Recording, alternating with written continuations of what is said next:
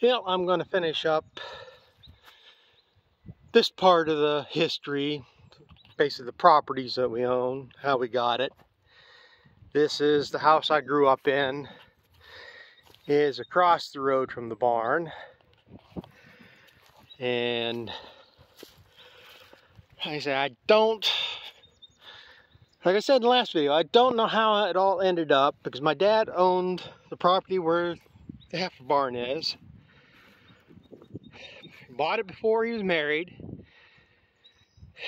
He got married in '68 and I was born in '69. And I don't know how it ended up, where they were at all the time. I don't know if when they got married, they moved into that house over there. But like I say, it was around 70 or 71 when they moved out, my aunts and uncles moved out of that house. And somehow my dad got this property and my aunts and uncles went over to the other property. But my dad was renting this property, from what I understand. I didn't realize that until the 80s when I get into that part of the story, how we acquired the property. But like I say, for them years, this is where we been living here ever since. So since he got married, he's been in this house as far as I know. Maybe a year before that, they lived in the other house.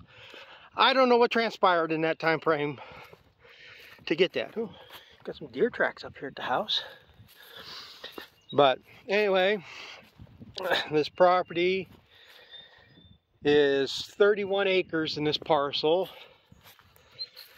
And say it goes from the road. And I'm not gonna walk clear out there because my hip and back is so screwed up. I ain't gonna walk that far. It'll make this video too long. But it goes to, and if you've seen other of my videos, most of the time I'm in these fields in the videos anyhow. At least the ones from shelling corn. Is it goes around that tree line right there. But the property line goes back to that tree line over there. And then it goes up to the corner above us. So there's 31 acres in this parcel. I think 14 or 15 acres of it is tillable. I work it in basically 3 fields. There's one field right here. There's one that goes over to the other road. There's this long one in here. I know there's 9 acres in them 2 fields, because that's what it worked out to be when last time I had corn in there. And in this field, I believe, is like 5 acres. But I've used up, we used to farm clear up to the road there. And then when I started doing silo bags, this is the area I laid out. Works out pretty good. I can get about 5 bags across there and stuff. So this is where I end up doing silo bags.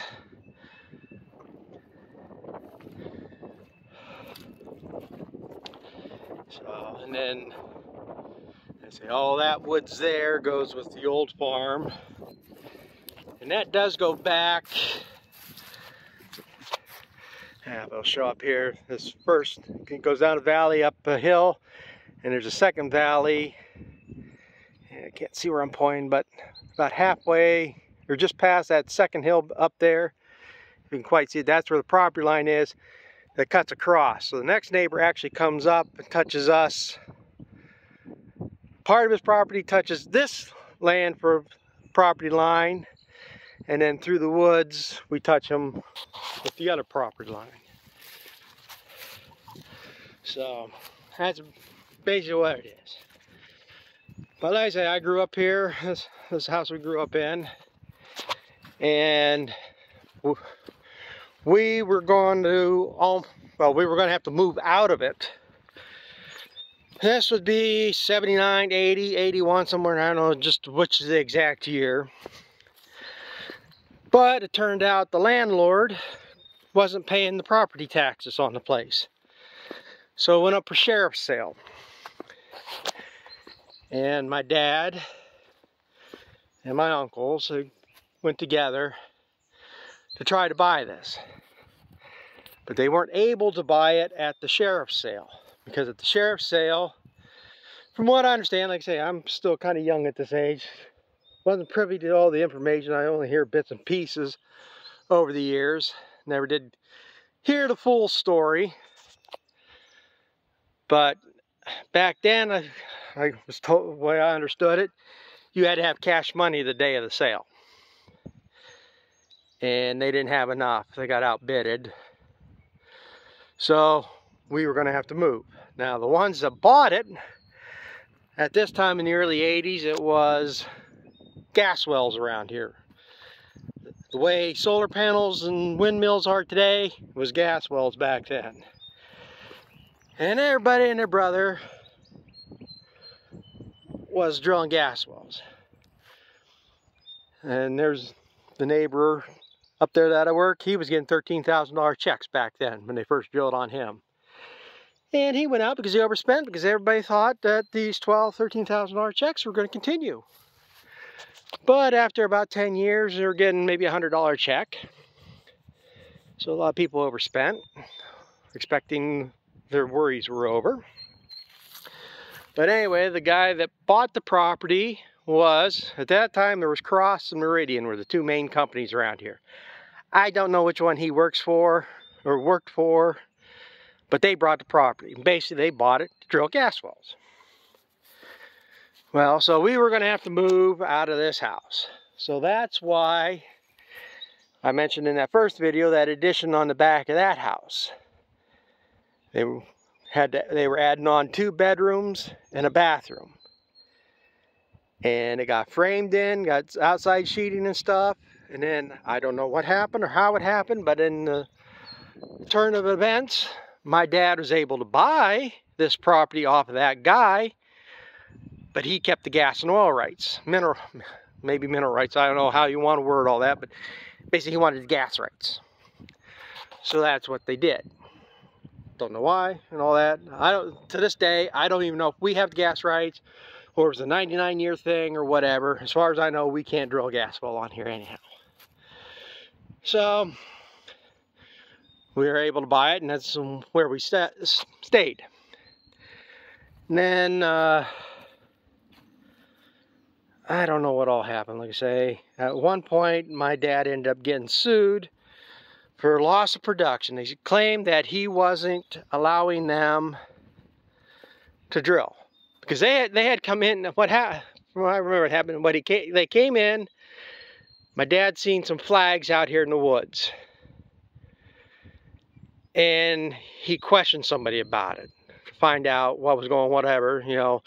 He couldn't stop them, he was just questioning. Well, anyway, he got sued. Well, in the end, at the end of that lawsuit, there's 2 things that happened that why they didn't drill. One, it was ruled, yeah, they had the gas and oil rights, but they didn't have the surface rights. So unless they suspended that gas rig by helicopters, how they were going to drill for it. So that was one obstacle that stopped them. And the other was, like I said, there was 2 companies at the time, Cross and Meridian. I don't remember which one he was, but then all the gas wells up this way that the neighbors had were the other company. So if this company did drill here, they couldn't go up there and just tap in the lines. What they were going to have to do is go up our road, cut across to the main highway to where they had a line that they could tap into. And they were going to do that. Except for the next neighbor up here, who was, I don't want to say an environmentalist, but he was eco-minded. We called him the bird man because he had bird boxes out and he watched birds and stuff, and he was a professor, I think, of nature, somewhere in there. But they had to get permission to go across all the properties to get it up there, and they were going to end up going across his, and he agreed to it. Until one day, him and my dad met up and they were talking. And the guy said, yeah, he was letting them through to help my dad out. Because it was going to help my dad because it was his gas well. My dad told him, I'm not seeing nothing from this. And that guy was like, glad to hear it. I don't want him to come across here either. So he put a stop to it. So in effect, they got ruled that they didn't have the surface rights to drill, and then they had no way to get the gas out of here. So that's why we don't have no gas wells on here. We don't have gas wells on nothing. My dad never signed up, because people are going to find out with these solar panel, if you're leasing your ground out to them and stuff, it'll be the same thing with them gas wells. They'll paint the pretty picture. We're going to pay you so much an acre for the next 30 years. 10 years down the road, that company goes bankrupt or sells out to somebody else. That contract gets broke. And then any promises that they made in there don't get honored. And then eventually they just walk away. Now, if you have a gas well on your property, some neighbors, this is a neighbor up here, he did buy his because he was getting enough gas out of it for his house and stuff. Well, I don't want to say he did buy it. Maybe he did, but anyway, he's responsible for the maintenance on that gas well now. And if it ever needs shut down, he's probably going to be responsible to cap it. So it's going to be the same thing with these solar panels. At some point, they're going to find out they're not going to be feasible enough, or something's going to happen like that one, I think it was in Kentucky, got destroyed by hailstones.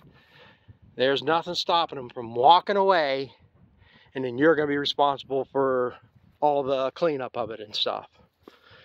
So, like I said, we don't have none on our properties. And I'm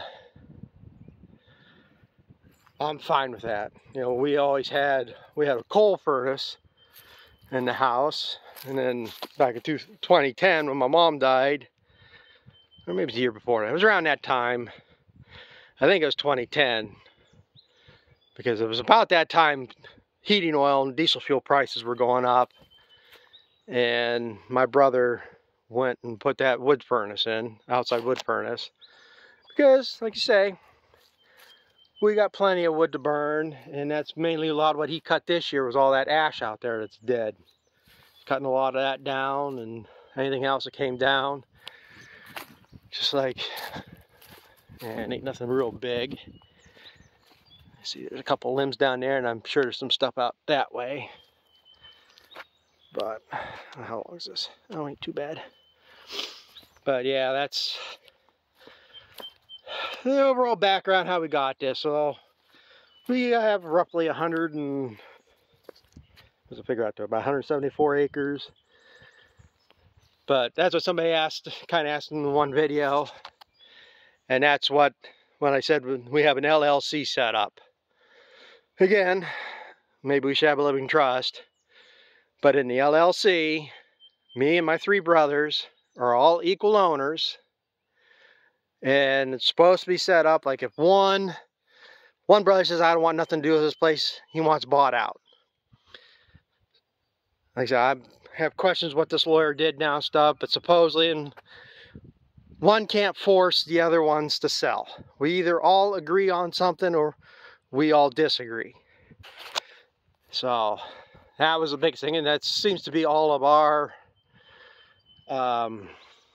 mindsets between the 4 of us.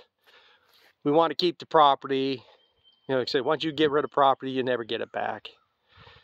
You know, we got it. This is where we've been. This is where we want to stay. This is what we want. We're willing to work with each other to maintain that. You know, it's one thing where I don't have much complaint. You know, they don't help me much on the farm. They do if I ask. But I'm kind of hard-headed about asking sometimes too, and that's probably put me in the position I'm in now. And so you live with your choices. But like I say, in the LLC, we're all equal owners of the property, the 2 houses, the buildings. The only thing I would contest, and I don't think my brothers would say anything, as far as I'm concerned now, as far as the farming operation, all the cows and the equipment's mine. It has nothing to do with my brothers. Just like that tractor there is my brother's. It has nothing to do with me. You know, if they want to make syrup, that's up to them, you know. It doesn't involve me. But you know who that is. But as far as I'm concerned, the coverall building is mine, because that's one thing. If I was to want to walk away from this tomorrow, sell all the cows and equipment, Whether I took it to the consignment auction, sold it all on Facebook Marketplace, which I'd never do, or if I did have an auction in here, that building could be sold. Everything above that wood wall could be taken down and moved, no problem. Thing is, you probably would replace that cover, not put that cover back on. For one thing, because the chimney vents I got on top there, they cut holes in it, and to get them lined up, you're going to be iffy. But right now, we built that in 2006, so we're going on, well, first of next month will be 18 years since we broke ground when I had the dozer come in here. So we got 17 years on that cupboard. It's got a prorated warranty for 15 years. Another guy up the road here, he's got one 20 foot shorter than me. Same, he's got a different truss design because he put his up 5 or 6 years before me. Maybe a little bit longer than that. But he's definitely got 20 years on his cover, and they never had any problems. So, but yeah, that's the way it is. The property we grew up on is me and my brothers equal home, but the farming operation, the equipment is solely me. So, I guess, I don't know what else to say about it. I mean, that's the gist of it, how we acquired the property and how it laid out.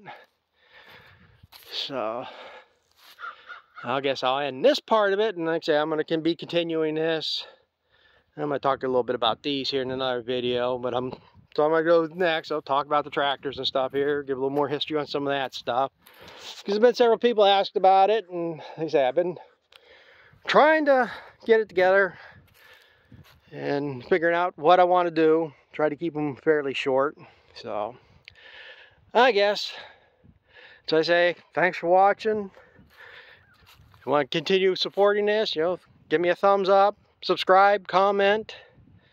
I never put it out there, but if you want to follow me on, you know, everything I do is Instagram, but I really don't post much. I mean, I post a lot of stuff to the stories, but I don't add much to the reels. I keep thinking about doing that and all that, but you know, what I post on stories pretty much shows a lot of my feelings, what I believe in and stuff too. But like I say, you can go on there and follow me there. It's Mad Farmer 912 Dave. That was the original name of this channel, but I shortened it down just to Mad Farmer. I guess it's Mad_Farmer 912. But like I say, if you search it on Instagram, you'll find it there. So I guess got some rain, looks like moving in, so I better go get my hay moved around. So thanks for watching. We'll catch up with you later.